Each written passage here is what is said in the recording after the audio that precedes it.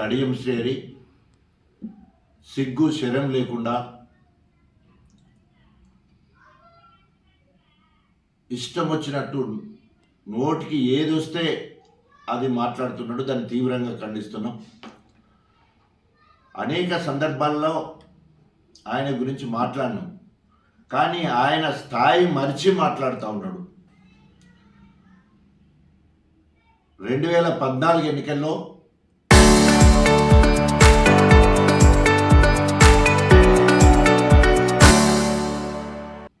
TDP నుండి ఆయన రాజకీయ సమాధి అయితే కేసీఆర్ గారి కాళ్ళు పట్టుకొని ఎంపీ అయిండు. పుండకోరు ముచ్చట్లు చెప్పి ఈ రాష్ట్రానికి ఉప ముఖ్యమంత్రి అయిండు. 2 సార్లు ఎమ్మెల్సీ అయిండు. అదేవిధంగా మళ్ళా మోసం చేసి బ్లాక్మెయిల్ చేసి ఎమ్మెల్యే అయిండు. ఎమ్మెల్యేతో పాటు బిడ్డకు ఎంపీ టికెట్ కూడా ఇప్పించుకున్నాడు. పార్టీ ఫండ్ తీసుకున్నాడు. దాదాపు 10 సంవత్సరాలు కేసీఆర్ గారి పాలనలో ఆర్థికంగా రాజకీయంగా ఆయన ఎక్కడికో ఎదిగిండు. 10 సంవత్సరాల్లో ఆయన చేసిన నమ్మక ద్రోహానికి అసలు క్షమించే పరిస్థితి లేదు. దొంగే దొంగ దొంగ అన్నట్టు అక్కడ అన్ని రకాలుగా పదవులు అనుభవించి అన్ని రకాలుగా ఆర్థిక లావాదేవీలు పొంది ఈరోజు తగుదనమ్మా అని చెప్పేసి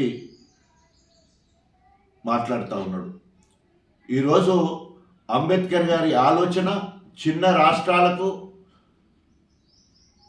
రాష్ట్రాలు అభివృద్ధికి సోపానాలు, చిన్న జిల్లాలు, చిన్న రెవెన్యూలు, చిన్న మండలాలు, అదేవిధంగా హ్యాబిటేషన్ అన్నీ కూడా గ్రామ పంచాయతీలు చేసి ప్రజల యొద్దకు పాలన ఉండేటట్టు ప్రభుత్వంలో అనేక మంది ప్రజాప్రతినిధులుగా ఎదగడానికి ఈరోజు అనేక రకాలుగా ఆలోచన చేసి తెలంగాణ రాష్ట్రం ఏర్పడడానికి కేసీఆర్ గారు సావు నోట్లో తలబెట్టి సాధించాడు. అది అంబేద్కర్ గారి ఆలోచన విధానంలో భాగంగా ఆర్టికల్ 3 ప్రకారం 33 జిల్లాలు ఏర్పాటు చేస్తే నిన్న మాట్లాడుతాడు సిగ్గు శరం లేకుండా. నేను అప్పుడే జిల్లాలు వరంగల్ అవిభక్త వరంగల్ జిల్లాలో 6 జిల్లాలు వద్దని చెప్తే నా మాట వినలేదంటున్నాడు. నువ్వు ఎవడివిరా, నీ మాట ఎందుకు వినాలి? నీ మాట వినవలసిన అవసరం ఏముంది? ఆయన బీఆర్ఎస్ పార్టీ అధినేత, ఉద్యమ నేత, రాష్ట్ర ముఖ్యమంత్రి. అనేక అర్జీలతోటి అనేక మంది విన్నపాలతోటి కొత్త జిల్లాలు ఏర్పాటు చేశారు. కొత్త జిల్లాలు ఏర్పాటు చేస్తే ప్రతి జిల్లాలో జిల్లా కార్యాలయం, ప్రతి జిల్లాలో ఒక మెడికల్ కళాశాల, 300 నుండి 500 బెడెడ్ హాస్పిటల్ మంచాలతోటి ఆసుపత్రి, అనేక మౌలిక సదుపాయాలు, అనేక రకాలుగా ప్రభుత్వ కార్యాలయాలు ఏర్పడ్డాయి. ఆ రకంగా కొత్త జిల్లాలు ఏర్పడడం వల్ల వరంగల్ ప్రతిష్ట ఎక్కడ దెబ్బతినలే. వరంగల్ అనేది తప్పకుండా అది ఒక సెంటిమెంట్. మనం ఎక్కడ పోయినా కూడా అవిభక్త వరంగల్ జిల్లా అంటాం. తెలంగాణ రాకముందు అవిభక్త ఆంధ్రప్రదేశ్ అంటాం. అదేవిధంగా అవిభక్త వరంగల్ అంటాం. దాంట్లో తప్పేం లేదు. అట్లాగే ఇవాళ జనగామ జిల్లా వచ్చిన తర్వాత అనేక రకాలుగా అభివృద్ధి జరిగింది. జనగామ జిల్లా వ్యవసాయంలో నెంబర్ 1 అయింది. అదేవిధంగా ఎడ్యుకేషన్లో నెంబర్ 1 అయింది. రవాణాలో నెంబర్ 1 అయింది. ఇట్లా కంపారిజన్తో ఒక్కొక్క కాంపిటేటివ్ స్పిరిట్ తోటి జిల్లాల మధ్యలో పోటీపడి పనిచేసే పరిస్థితి కనబడితే నేను ఎవడు అడిగిండు కొత్త జిల్లాలు కావాలా వద్దని నేను అడిగినోడెవడు? దాని గురించి మాట్లాడవలసిన అవసరం వచ్చింది నీకు. సో నీ బుద్ధి ఏందో తేలిపోయింది. ఏదో రకంగా రేవంత్ రెడ్డిని మెచ్చుకోవాలి, కేసీఆర్ గారిని కించపరచాలి. రేపు రాబోయే రోజుల్లో ఏదో మొన్నటి వరకు ప్రభుత్వ సలహాదారు అని పేరు వచ్చింది, అది రాలేదు. కాబట్టి రేపు క్యాబినెట్ పునర్వ్యవస్థీకరణ ఏదంటే దాంట్లో ఏమన్నా మంత్రి రావాలనే ఉద్దేశంతో కేసీఆర్ గారు దించడం. బిడా కడియం శ్రేయర్ గారు ఇప్పటికైనా అనేక సందర్భాల్లో నేను హెచ్చరించడం, కానీ కుక్కతోక వంకర అన్నట్టు నువ్వు ఎప్పుడు కానీ మార్పు రాలే. మాట్లాడితే కల్వకుంట్ల కుటుంబము అవినీతిపరమైపోయిందని చెప్పేసి మరి కేసీఆర్ గారి మీద కేటీఆర్ మీద దుమ్మెత్తిపోతా ఉన్నావు. తస్మా జాగ్రత్త కడేం సరి. నువ్వు మాట్లాడిన మాట కట్టుబడి ఉంటాయి. నువ్వు మరి చిన్న రాష్ట్రంగా ఏర్పడ్డా తెలంగాణ రాష్ట్రం ఏర్పడడానికి నువ్వు వ్యతిరేకమా? జనగాం జిల్లా ఏర్పడడానికి నువ్వు వ్యతిరేకమా? గణపురము రెవెన్యూ కావడానికి నువ్వు వ్యతిరేకమా? చిల్పూరు వేలేరు 2 మండలాలు నూతనంగా ఏర్పడడం నువ్వు వ్యతిరేకమా? అదేవిధంగా అనేక గ్రామ పంచాయతీలు తండాలని కూడా ఇవాళ మరి లోక్యా తండా లాంటి చిన్న తండాలు కూడా గ్రామ పంచాయతీ అని కొత్తగా ఏర్పడ్డ గ్రామ పంచాయతీలకు నువ్వు వ్యతిరేకమా? నేను సవాలు విసురుతున్నాను. నీకు సిగ్గు శరం ఉండేది ఉంటే నా ప్రశ్నకు జవాబు చెప్పు. అది చెప్పి నేను జనగాంకు వ్యతిరేకం, తెలంగాణకు వ్యతిరేకం, రెవెన్యూలకు మండలాలకు గ్రామాలకు వ్యతిరేకం అని చెప్పి నువ్వు గ్రామాలు తిరుగు. మరి చీపురు చెప్పులు నీకు దండలుగా వేసి ఊరేగించే పరిస్థితి వచ్చాయని హెచ్చరిస్తాను. సమస్యలు రైతు కమిషన్ పెట్టి అన్ని సమస్యలు పరిష్కరిస్తానని ఎక్కడ కూడా పరిష్కరించలేదు. తర్వాత రైతులకు గిట్టుబాటు ధరతో పాటు ప్రభుత్వమే పూర్తి స్థాయిలో కొనుగోలు చేస్తామని చెప్పింది. కానీ ఈ రోజు వరకు నెల రోజుల కళ్ళాల మీద ఒడ్లు పోసుకొని మక్కలు పోసుకుంటే ఇప్పటి వరకు ఎక్కడ కూడా కొనని పరిస్థితి దాపురించింది. తర్వాత ఉపాధి హామీ పథకాన్ని మరి రైతు పంటలకు అన్వయిస్తామని చెప్పడం జరిగింది. దాన్ని అనుసంధానం చేస్తామని చెప్పింది. అది ఇప్పటి వరకు ఎక్కడ కూడా జరగని పరిస్థితి. ఎస్సీ ఎస్టీలకు సంబంధించిన భూములకు వారికి హక్కుదారు పత్రం ఇస్తామని చెప్పిండు. అది కూడా జరగలేదు.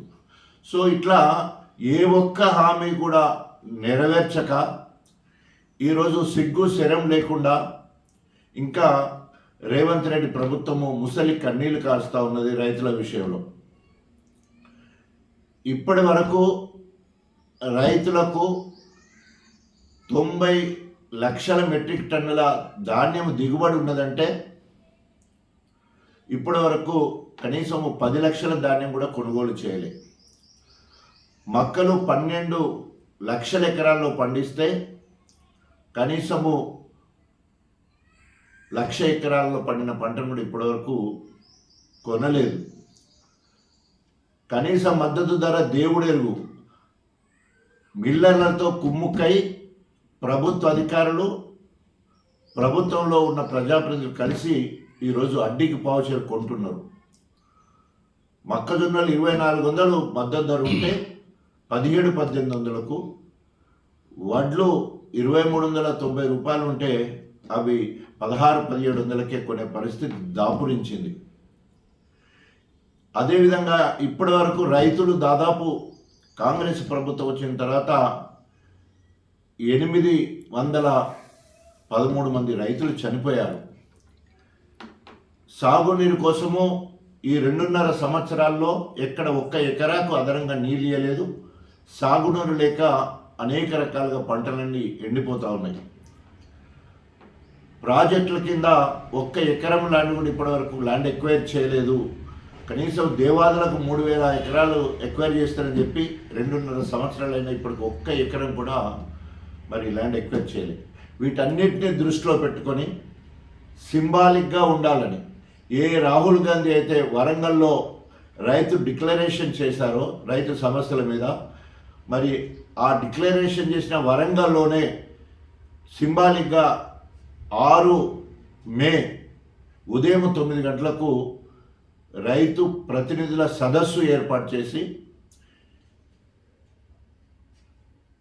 రైతులకు జరిగే నష్టాన్ని రైతులను చైతన్యవంతం చేయడానికి రైతు సదస్సు ఏర్పాటు చేయడం జరిగింది. దీనికి ముఖ్య అతిథిగా కేటీ రామారావు గారిని రావాలనుకున్నప్పుడు వారు మరి ఒప్పుకోవడం జరిగింది. మే 6వ తారీఖు ఉదయం 9 గంటలకు మరి దాదాపు 10,000 మంది రైతులతోటి అక్కడ రైతు ప్రతినిధుల సదస్సు ఏర్పాటు చేయడం జరిగింది.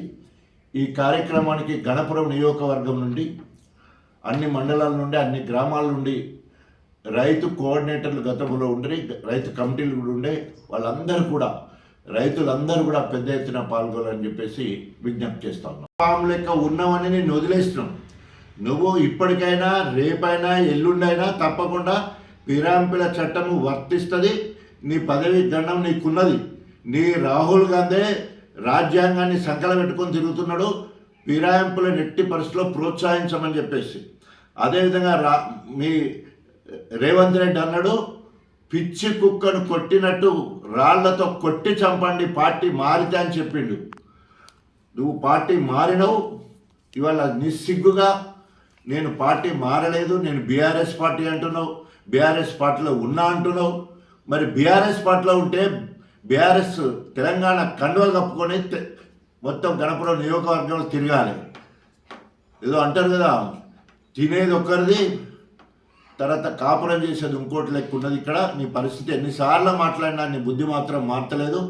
నువ్వు మరి ఏదో ప్రజాపాలన ప్రగతి ప్రణాళికలు 2.5 సంవత్సరాలు అయిపోతే ఇప్పుడు ప్రణాళికలు తయారు చేసుకుంటావు. మరి తిరుగుతున్నావు మండలంలో. దస్మా జాగ్రత్త కడియం శ్రేరి. కేసీఆర్ జోలికి వచ్చిన, కేటీఆర్ జోలికి వచ్చిన నీ నాలుక చీరేస్తామని హెచ్చరిస్తా ఉన్నాం.